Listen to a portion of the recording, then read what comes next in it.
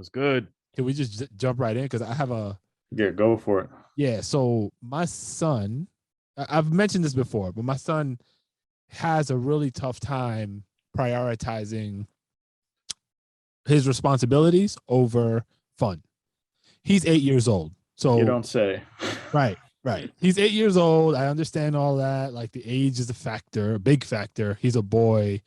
Maturity compared to my girls is less, right? So all that. But yesterday, and this is like a daily occurrence, right? So his where he lacks the most as far as completing these priorities is doing to cleaning the kitchen counters every night. This is his job, right? And I've told him countless times, like, yo, as soon as you get home from school, bang out your homework, have a snack, bang out the counters, and then put away the dishes from the dishwasher, and then the rest of your afternoon and evening is free. You could play all night. Doesn't matter. I'm not going to get on your case. But he'll might do it for one day, and then he reverts right back to focusing on play, right? And then because they don't have a good sense of what time is, he's always like waiting to the last minute. And literally sometimes he'll have like 10 minutes left before he has to go take a bath and ready to go to sleep. And he's in his head, he's like, yo, why are you stressing, Dad? Like, I got this. Meanwhile, it takes him 30, 45 minutes to complete the kitchen. So I'm constantly, I'm practicing patience like a motherfucker because I understand what stage of life he's in. But I'm also like, I'm frustrated with myself because I have not yet been able to get him to be consistent about this. Nowhere near how I've been able to get my daughters to be that way. So fatherhoods, suggestions, thoughts. How would you handle the situation? Actually, I'm in the same boat as you. Fuck. So we can't help each other. And I don't really, and I don't have girls, so can't compare it to if it's a, son versus daughter type scenario. But my son is 9, and it's the same kind of thing. It's like we try to set up these chores or whatever you want to call them, things that you're supposed to do, but then the consistency portion of it is always fades away. And I think in my mind, that's probably one of the most important things for a kid to learn is just the value of consistency. And we had a convo with him last night because he came home and he did a lot of stuff to do after school, like after school stuff. And he's like, all right, I knocked out my homework. And we're at the point now where we don't necessarily want to have to check his homework every single night. We want him to have the integrity and the, and just the drive to want to do this right on his own, get it done, and then move on to the next and, have some fun, that kind of thing. But it's not working out like that, So yeah, we had this conversation with him last night. Like, okay, if you would just spend a couple extra minutes just reviewing your work, catch the mistakes, do what needs to be done, instead of when we pull out your homework or mom pulls out your homework, you get all nervous because then you realize, damn, I didn't finish everything, or I didn't, because you're already on to the next, right? He says, oh, I did the homework, now I can go play Roblox, or I can go do this or whatever. And then it just turned into this conversation of like, we like you to have fun, but oh, by the way, here's some of the other things that we've asked you to do to help the house that you haven't been doing consistently. So now we got to get back on that train again of like, so I don't know. I don't know if it's just I guess it's maybe consistency on our end as well. Like we're trying to teach them consistency, but I guess it's the consistency from the parents to be a pain in the ass on regulating what they need to be consistent about. That's something that I'm doing now is just looking at myself and ourselves as the example, right? Because you go back to like say what I do what I say, not do what I do. But if I'm acting in a way that's not in compliance with the things that I'm preaching, right, that could be a very easy reason why he's not moving in that direction either. So like, yeah, but we're consistent. Like myself, I'm pretty consistent in the things that I do around the house or for myself, that kind of thing. But I'm probably being inconsistent with the message I'm giving him or we're giving him as parents of like, okay, when you get home from school, take your lunch bag out of your bag and put it in the kitchen, do X, Y, and Z. And maybe he does it for a couple days and then he forgets about doing it and then it's on to the next. And then if we don't say anything about it, then we're being inconsistent. We're not enforcing the rules. Right. But it's a pain in the ass to enforce the rules all the You got, time. That's the thing. It's just like, man, really? I mean, the whole point is really at the end of the day to get them to be self-sufficient in doing Yeah. these things. Yeah, exactly. So it's counterintuitive almost at some point where you're just like, all right, I got to remind you, that's my job now to make sure you do your shit. No, motherfucker, like you go do your shit. Right. And then if I catch you slipping, then we're going to have to talk about it. So I don't know, like, just hit me right now. I'm like, is it incentivization? Like, do I have to give them all, like, for their chores, some sort of like reward, monetary benefit, some kind of shit? Yeah. How do you manage that shit? Isn't that counterproductive? It could be. Could it be that we're kids are generally like the generations that keep coming more and more ADHD or ADD? You're saying because they need Huh? the prize in order to do something, where it's as opposed to them just being able to do something because that's just what's needed To get them to focus. But I'm saying, like, I feel like, more and more when we were younger, because we're old men now, ADD was like a random thing that someone, had, and they were like, oh shit, they have ADD. Oh man, they got to take maybe some pill or some shit. And you're like, oh man, this guy's in the short bus. Now it's like common, like it's so common. I'm like, yeah, I'm sure I have it too. Like we all have it. Like, so yeah, I'm just, I look at, no, and not to go on a different path here, but yes, I think that is a contributing factor. And so that's why I go back to like my own patience, right? Because it's like the expectation might be too much for him to handle because of what you just said. So we have to make it more micro task oriented, right, so that it's easier for him to process and execute on. But separately, the ADHD thing, I think it's just been more quickly, or more, the quantity of people being diagnosed with it has increased. I think people for always a long had it. time, yeah, Right. it just wasn't diagnosed that way. Well, we have to also say that there has to be modern reasons as to why more and more people have it, devices, social media, the whole, quick gratification stuff. Like, I think that's contributing to children having it and even adults developing it if they didn't already have it. Yeah, I agree. I think you're right. The zombie scroll. Yeah. Dr. EFN has done it again. No, but I mean, we know, like, I'm just saying this in anticipation of my daughter being, right now, I say everything with my kids is they're too young. But I'm noticing my daughter has a hard time concentrating on things, but she's 3.5.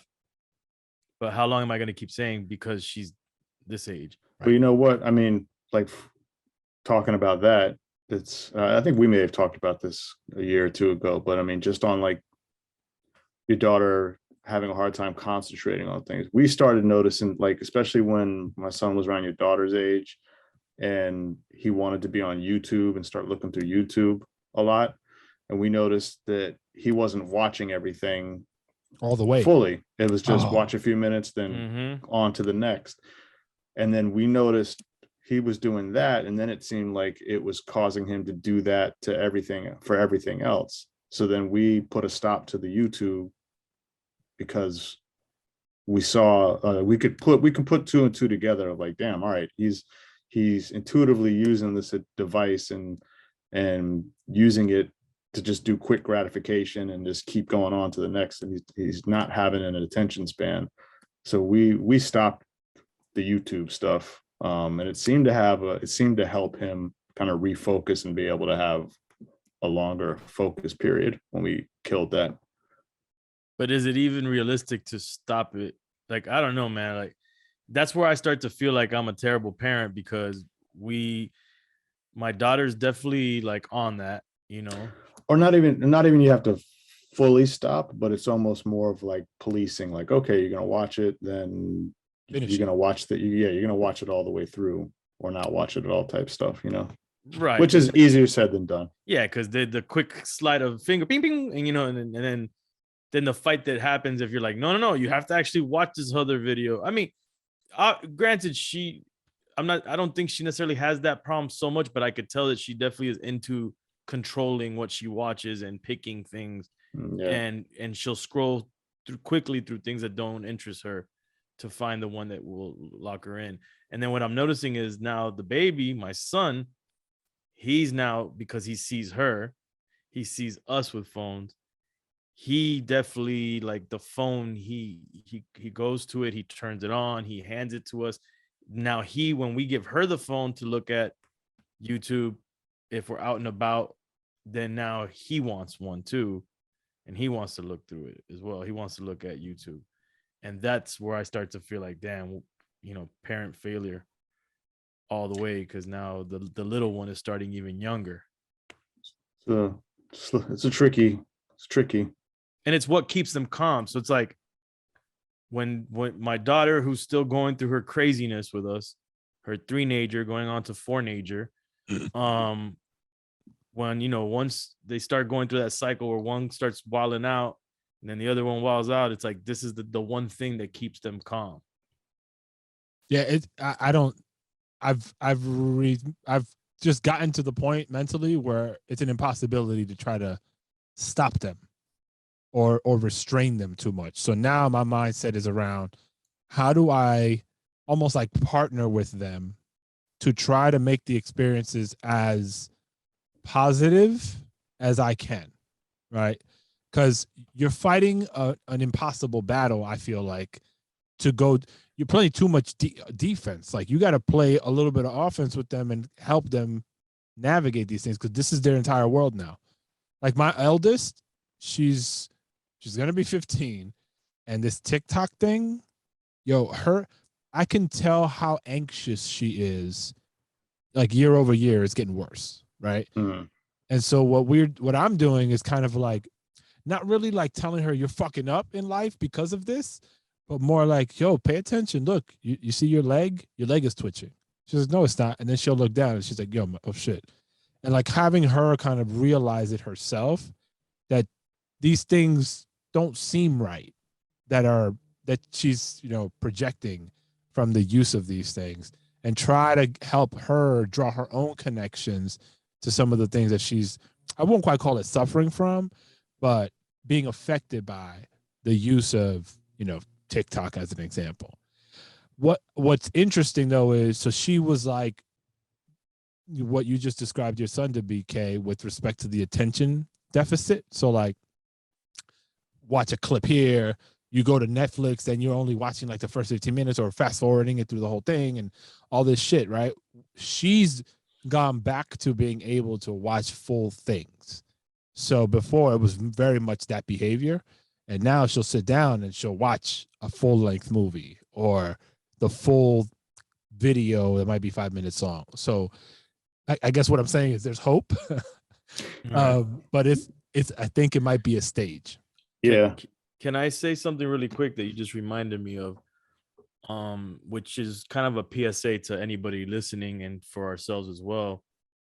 So I don't know if I've mentioned this on the show yet, but a couple weeks ago, and I won't mention any names, some friends of mine, they ended up taking their daughter.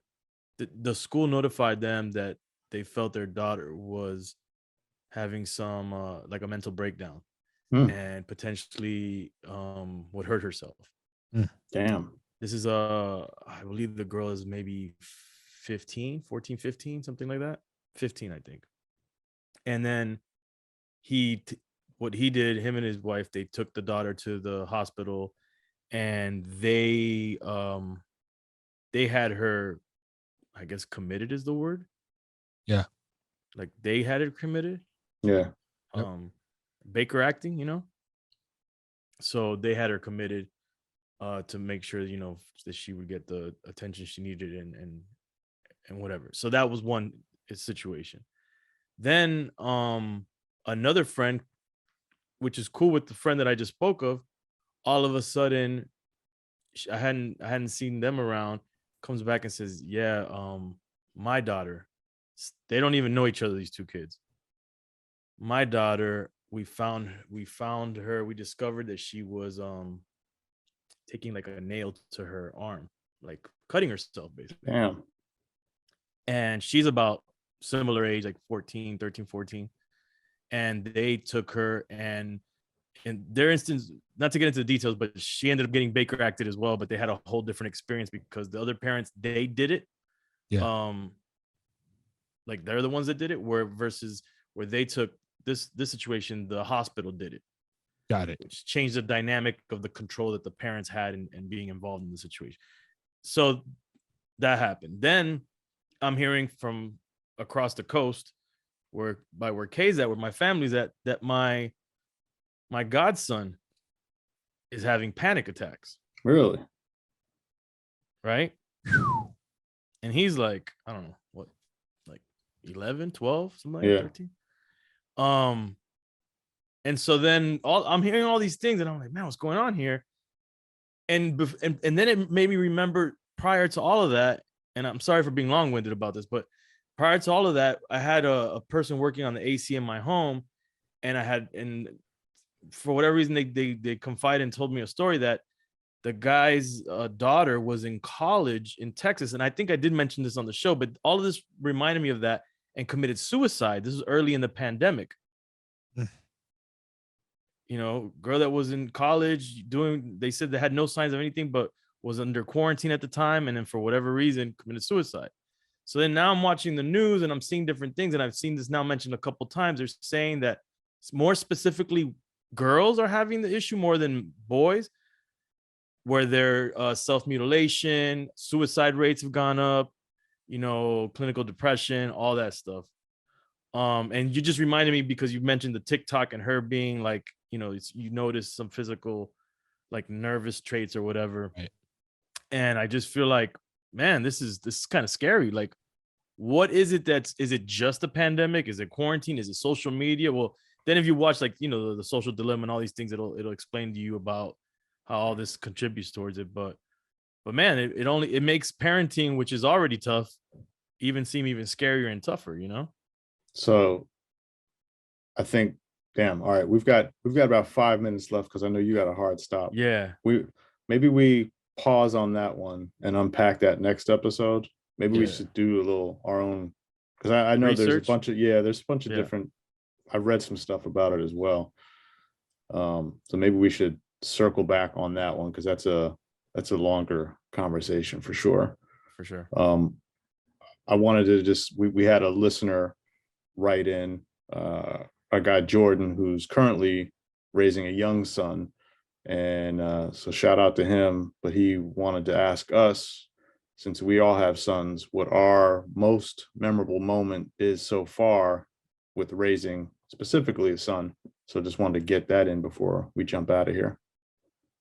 Who wants to roll? Manny, how about you start? Yeah, I'll give it a crack. So like I said, my son is 8, and I mean, there's so many to choose from, but really, I think the one that sticks out the most is actually a little bit more recent. So I'd say maybe when he was like 6 till now. The love that I see. So typically for a dad, it's like the daughter shows you the most love, right? And my youngest daughter is probably trending in that direction, but she's not there yet. My son, however, has really been going out of his way to try to bond with me. And it was a great reminder. It kind of got me out of my routine at, age 6 to be able to like actually pick up on that and then participate in that, right? And so nurturing that, I think, has been the most special thing in my relationship with him, because it has, I mean, like the most endearing forms of affection come from him, right? Like the hugging, like he'll randomly just come to me and be like, Dad, I love you. Like all these little things that really touch you, I've been able to experience with him, as of the last couple of years. And that continues to go, continues to happen. So I'd say that to me is the biggest one. Obviously, sorry, Kay, I don't know if No, you go ahead. But my son's only a year and a half, so there's not really much I could say on this, but it's funny because I just brought this up with my girl the other day. The dynamic of my daughter, mine and my daughter's relationship, you know, I'm starting to notice there's a different dynamic with him. And, you know, and now we're, you know, like we're bonding more than when we have, because before, you know, it's just the nurturing of a baby, of a newborn, and then baby and all that. And now, you know, he's a little bit more active. So I feel like, you know, this is my little man's, you know, like we have that, you know, father son, like, you know, a little rough play, and I don't know, it's just a whole different dynamic, which is really, really special, because up to that point I was just used to really girls, because I had goddaughters and then I have my daughter, and that's all I kind of really knew. And then now, you know, it feels different, and it's cool to have like both sides of it. Yeah, I mean, well, I was going to kind of go where you went, Manny, with the with the affection part of it, because that was super surprising to me. Just, you know, the amount of that sharing of affection between a father and a son. But I'll flip mine, and you know, my son is 9, and what's memorable right now is just his interest and love of music, and kind of digging through the crates with things, and just being able to you know, sit down with him and share his enthusiasm for like Tribe Called Quest, for example. You know, just being able to help him create a playlist and explain what some of the lyrics are, and seeing him get excited about, you know, the different beats on the different albums and which album sounds better. And That's dope. you know, just kind of seeing him get into that, and sharing that similar excitement is very cool. So That's dope. Well, Jordan, thank you for the question, man. It almost brought a tear to my eye. So shit. that's what we do here at Don't cry, Fatherhoods. Manny. Don't cry. Don't cry. All right, y'all. Be easy. Later. I'm out of here. Peace.